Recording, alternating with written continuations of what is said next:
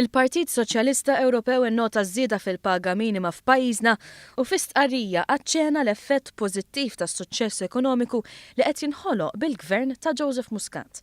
Saret dikjarazzjoni ċara li din iż-żieda hija riflessjoni tal-progress ekonomiku u l-istabbilità li kien hawn f'pajjiżna f'dawn l-aħħar 4 snin.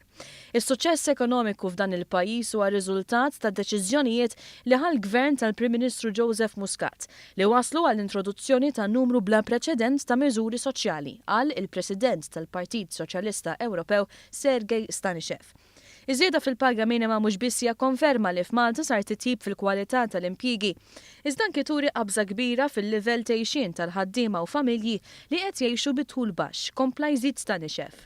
U għastqar li s-Soċjalisti Ewropej huma kburin bil-kisbiet li rnexxielu jikseb Gvern Laburista taħt it-tmexxija tal-Prim Ministru Joseph Muscat li qed jibbenefikaw minnhom dawk l-iktar fil-bżonn. Stanishev irrakkomanda li iktar pajjiżi jieħdu lil Malta bħala eżempju biex isibu bilanċ bejn il-kisbiet ekonomiċi fil-waqt li jindirizzaw kwistjonijiet soċjali.